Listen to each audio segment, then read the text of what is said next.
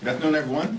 It's my honor to be joined by Whip Catherine Clark, our caucus chair Pete Aguilar, one of our co-chairs of the Steering and Policy Committee, Nanette Barragan, vice chair of the House Democratic Caucus, Ted Lieu, five-term and under Representative Stephen Horsford, and of course, the top Democrat on the Rules Committee, Ranking Member Jim McGovern from the Commonwealth of Massachusetts, which is well represented to my right. Although we're almost to you, though. Yeah. That would be correct.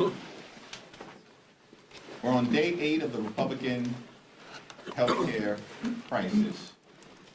A crisis that has been visited upon the American people for months and is causing great devastation to working class America, rural America, suburban America, small town America, the heartland of America, urban America, and black and brown communities all throughout America.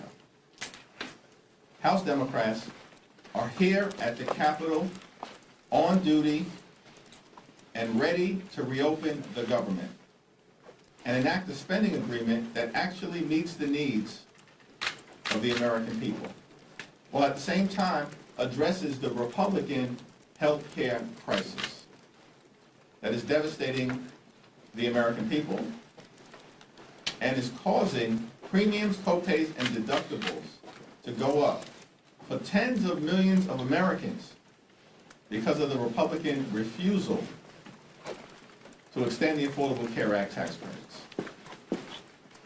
We're asking everyday Americans from all across the country to share your story about the premium increases that you are experiencing with your member of Congress, with your United States Senator, and certainly with any of us.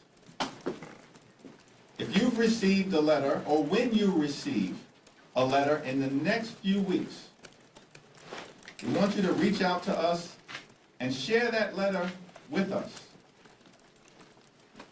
You can do it at democraticleader.house.gov/share your story.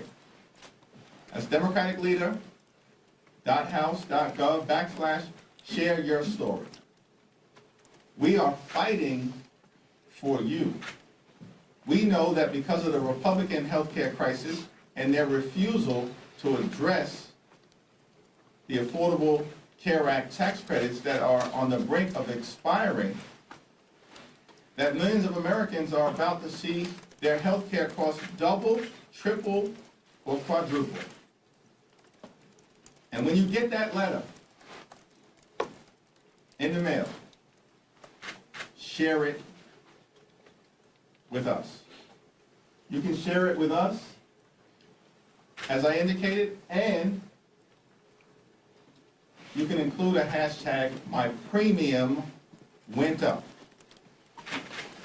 My premium went up.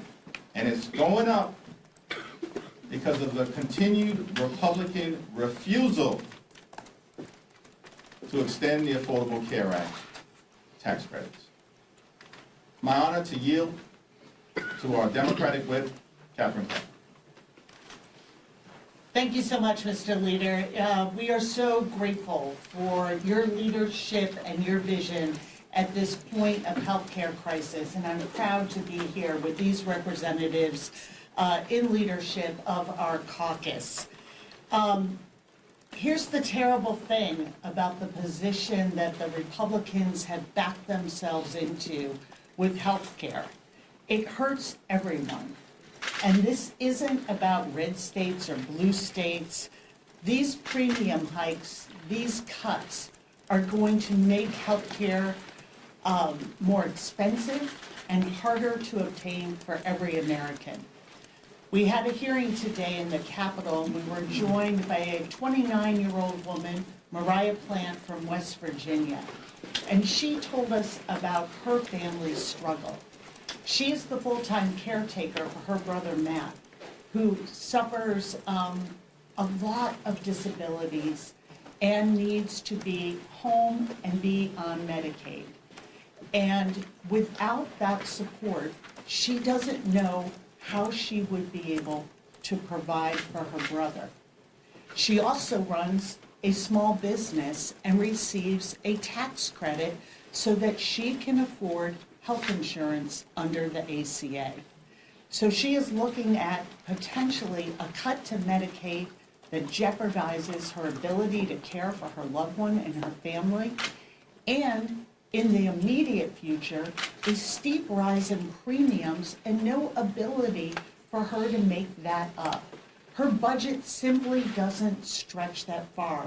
Like most Americans, she doesn't have that extra hundreds of dollars lying around a month to be able to afford health care.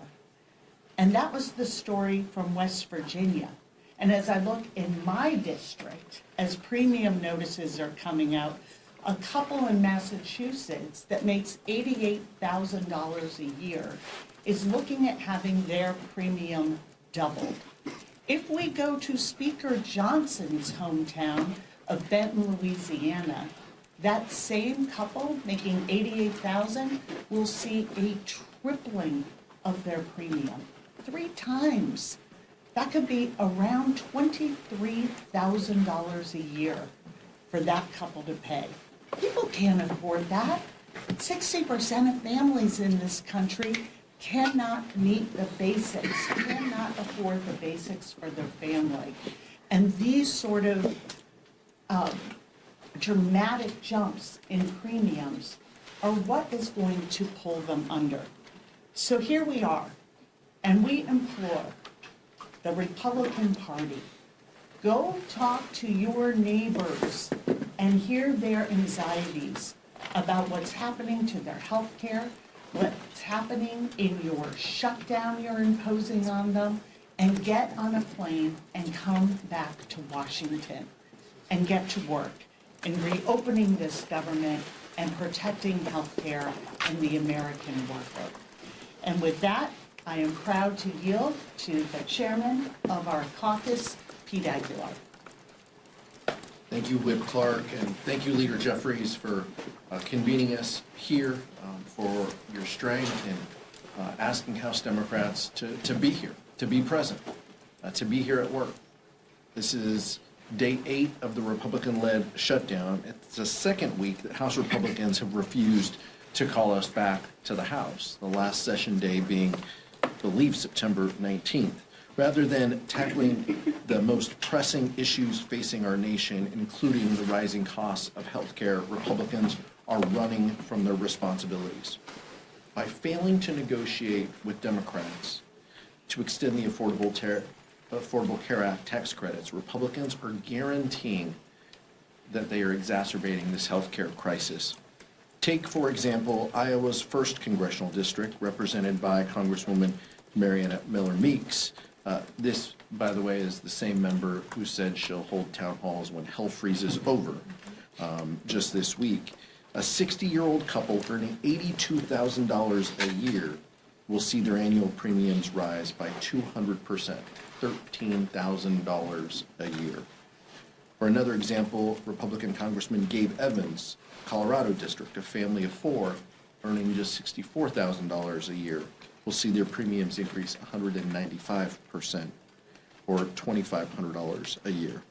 Think about that. Americans are already struggling with the affordability crisis, and they are being jammed with this health care crisis, all at the hands of Speaker Johnson and his Republican colleagues.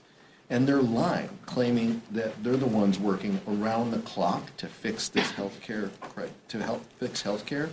If that's true, where are they? Where are they? The Democrats are here trying to solve this crisis that they created with their big, ugly bill. The American people are smart enough to know that who is responsible for their health care costs going up. I hope that Republicans will wake up, that they'll do the right thing, and that they'll work with us to keep health care costs down. Turn it back over to Leader Jeffries. Thank you, Chairman Aguilar. We've also been joined by Susan Del Bene, the chair of the Democratic Congressional Campaign Committee. Questions? Thank you so much. As you pointed out, medical premiums are soon set to rise dramatically, yet Obamacare requires COVID-era funding just to keep healthcare costs down. Doesn't this prove Obamacare was ultimately a failed policy fix for healthcare? And how can Democrats be trusted to fix healthcare when Obamacare was ultimately the solution here? The overwhelming majority of the American people, including Republicans, support the Affordable Care Act because it's a vital part of providing health insurance coverage to working class Americans, middle class Americans, and everyday Americans. Republicans are peddling a lie that the current structure of the Affordable Care Act relates to the COVID-19 pandemic. It has nothing to do with the COVID-19 pandemic. The Affordable Care Act tax credits were put into place as part of the Inflation Reduction Act. That's what we're talking about.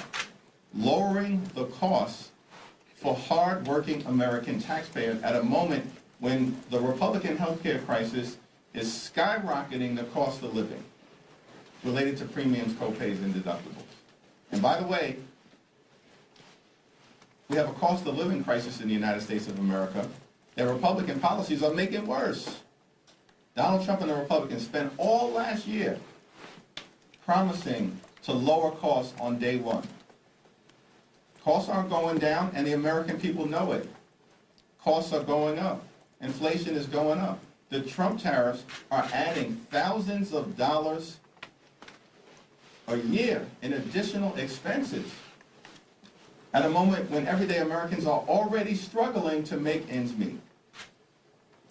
And now Republicans have shut down the government rather than extend the Affordable Care Act tax credits to try to make health insurance more affordable, which is why Democrats are in this fight on behalf of the American people. Hey, bro. Leader Jeffries, what do you make of Speaker Johnson canceling House sessions this week, and when will you call for the House? When do you think he'll call for the House to return? House Democrats were here last week. House Democrats are here this week. House Democrats will be here next week. House Republicans are on vacation right now. That's extraordinary. They canceled votes last week. House Republicans have canceled votes this week. We haven't been in session since September 19th. And on that day, Republicans got out of town before sundown, never to be seen again. As we approach the government shutdown and are now in day 8 of the Trump Republican shutdown. And these extremists don't even want to show up to work when they're requiring hardworking federal employees to show up to work without pay because of the Republican shutdown. And so we've repeatedly made clear we will sit down as Democrats anytime, any place, anywhere with anyone, our Republican colleagues, either here in the Congress or go back to the Oval Office to reopen the government, to enter into a spending agreement that actually makes life better for the American people and that addresses the Republican health care crisis. I don't know if anyone else wanted to add. Yeah.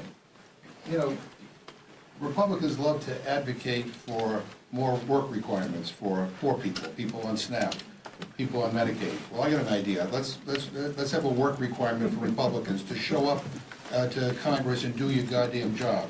I mean, millions of people are about to lose their health care. This is a serious crisis we're in, and we can avoid it.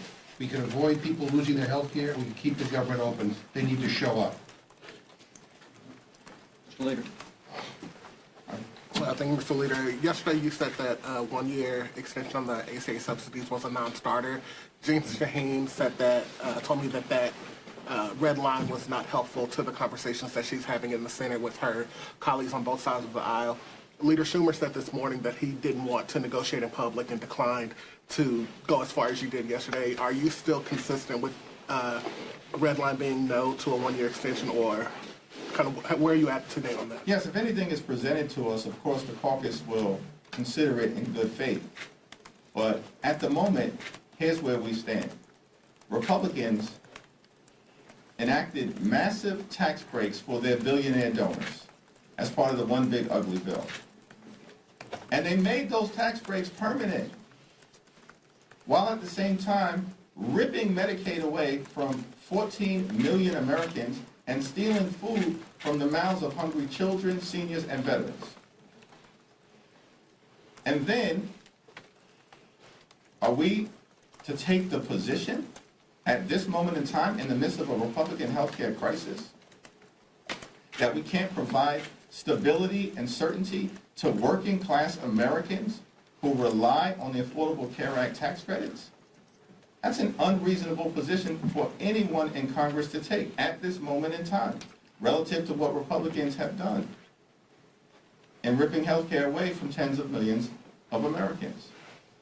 Our position that has been articulated in a bill that was introduced by Senator Patty Murray and Congresswoman Rosa DeLauro is a permanent extension of the Affordable Care Act tax credits to match the permanent extension that Republicans on their own saw fit to do for the wealthy, the well-off, and the well-connected as part of the Republican continuing effort to subsidize the lifestyles of the rich and shameless. Now, at the end of the day, the caucus, in good faith, will evaluate anything presented from the Senate. But, in our view, as it relates to the Affordable Care Act tax credits and any other effort to address the Republican health care crisis, it has to be meaningful. It has to be meaningful in terms of making a difference in the lives of the American people. Do you maintain that there's no daylight between you and Senate Democrats? Yes. Okay. Thank you, Mr. Leader. There's been a lot of discussion about whether there should be a vote on paying the military during this shutdown. I know some of your members penned a letter to the Speaker asking him to call the House back on it. Today, the Speaker said unlikely because basically the House had the opportunity to have that vote. Do you believe there should be a standalone vote on military pay? I believe that we should pay our men and women in uniform, and I support the effort of our members to make sure that that takes place.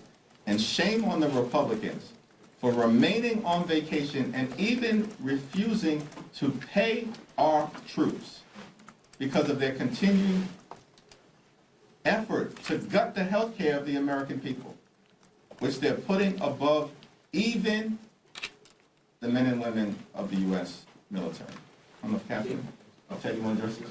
Go ahead. Having served on active duty in the U.S. military, it is insane not to pay our troops. Some of them are in high-risk missions, and you want them thinking about whether they can get paid, whether they can care for their family. You don't want them focused on that. You want them focused on our national security. And this is going to affect our national security. House Democrats are here, Republicans are on vacation. They need to come back and work, and we need to pay our troops. I would just add that Mike Johnson sort of doubled down on this and showed their callous disregard for the Americans involved in their shutdown. Because what he said was a vote to give funding to our troops so they don't miss a paycheck while serving our country would be a show vote. A show vote? I can't imagine anything more disrespectful. And it's just insight into how they are viewing this. You take the deal we are offering to the American people, and the Republican deal is we take your health care away in order to pay for permanent tax breaks for the very wealthiest people. And if you don't take that deal, we're going to shut down government. And we're not even going to come to work while we are telling hardworking Americans who serve the public, you've got to go to work and not get paid. But us, we'll get paid and not show up for work. That's how little regard they have for the American people and what they're going through. And this entire system and this entire shutdown is based on their allegiance to the very wealthy. And American families are not making it. And every day they make life harder and more expensive. And you can see it in the way they toss aside payment to the troops as a political stunt, some sort of showboat. This is something that we have come together in a bipartisan way at the beginning of every shutdown and voted to do. That is what we do when we are in these terrible situations of a government shutdown. And the fact that they don't do it tells you exactly how they regard our troops and the American people. Mr. Leader, will you call Speaker Johnson and implore him to swear in Adelita Grijalva? We have made clear privately and publicly that Representative Adelita Grijalva should be sworn in immediately, without delay. Mike Johnson swore in 2 Republican members of Congress immediately after their April 1st special elections were concluded during a pro forma session when no one else was even around. And that was done by Republicans because they wanted to jam their one big ugly bill down the throats of the American people so they could rip away health care, steal food from children, and enact massive tax breaks for their billionaire donors. Republicans acted with great urgency to swear in 2 right-wing members of Congress to do in the American people in order to reward the wealthy, the well-off, and well-connected. But now, at this moment, Representative-elect Adelita Grijalva, who won by much wider margins than those 2 Republican members, there is no dispute or controversy relative to her election. And so many of us are asking the question, why the delay, Mike? What's the delay with respect to Representative-elect Adelita Grijalva? Does it have anything to do with Republicans' continuing effort to hide the Epstein files from the American people? Inquiring minds want to know. Third row. You? Oh, that is, sorry. I got that right. Third row. This is actually for Whip Clark, if you could address this, and Leader Jeffries, feel free to as well. Just curious what steps you're taking right now to make sure that back pay for federal furloughed workers is guaranteed under the 2019 law. We have already taken the steps necessary because, as you pointed out, that is the law that Speaker Johnson voted for. So we know what the law says, and we know that we cannot continue to stand by when the President of the United States says, you know what we're going to do? We're going to continue to make an already painful shutdown even more painful. You know, sort of on the theory that, you know, until morale improves, the beatings will continue on the American people.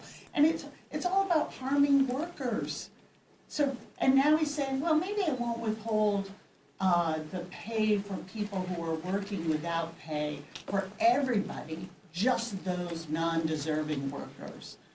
Mike Johnson knows the law. Donald Trump knows the law. The workers deserve pay. And that's full stop. That is something we voted on in the first Trump administration. He signed that law. So this isn't up for some sort of legal interpretation. That is the law. But that seems to be very out of vogue with this version of the Republican Party.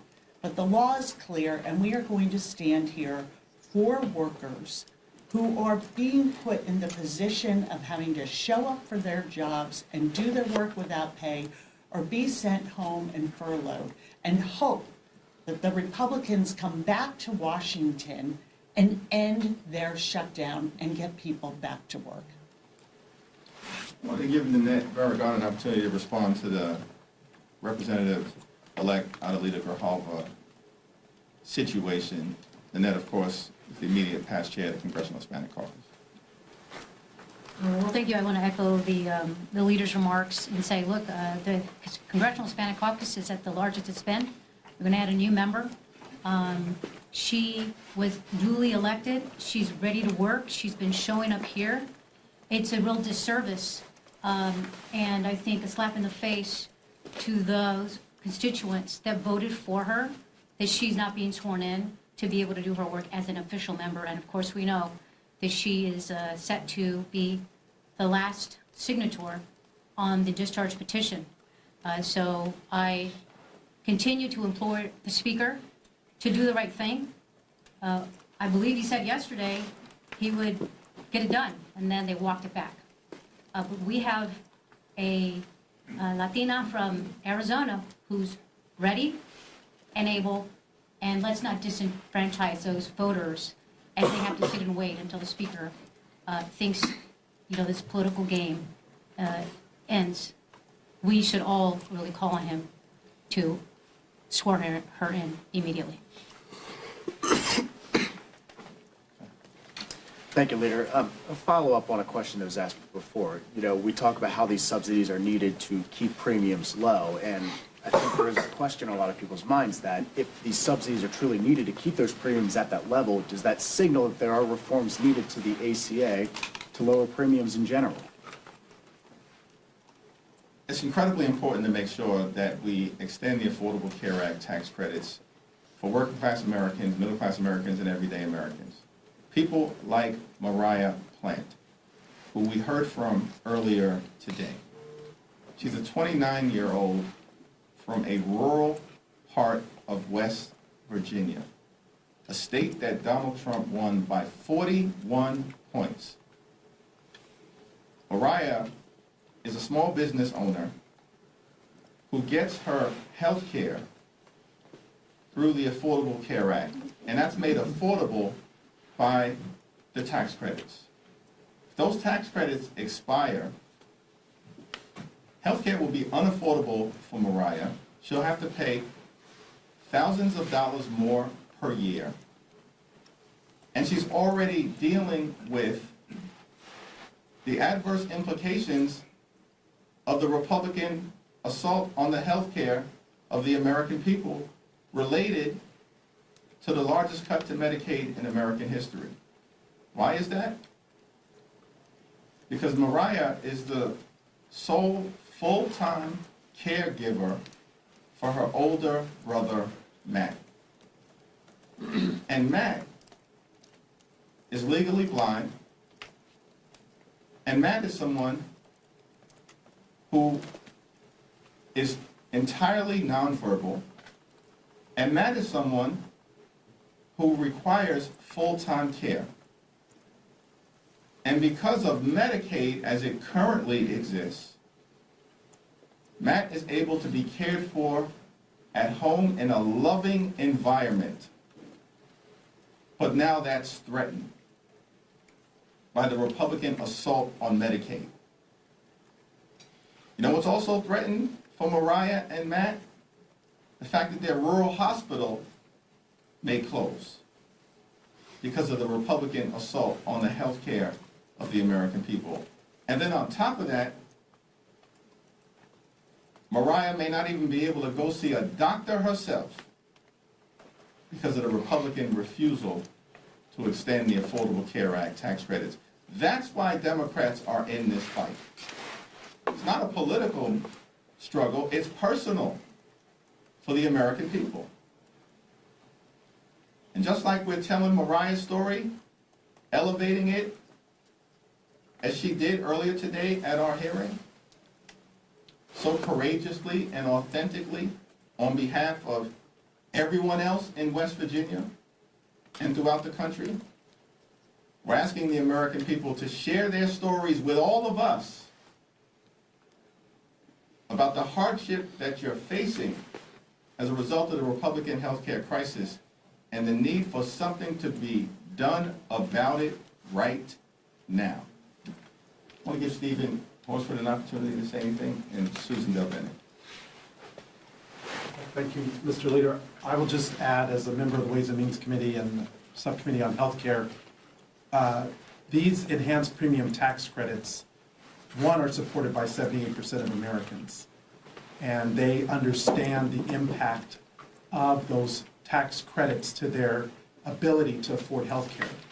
And just like Republicans made a priority to pass massive tax breaks for the very wealthy, Democrats made it a priority to give tax relief to middle-class families so that they could afford health care.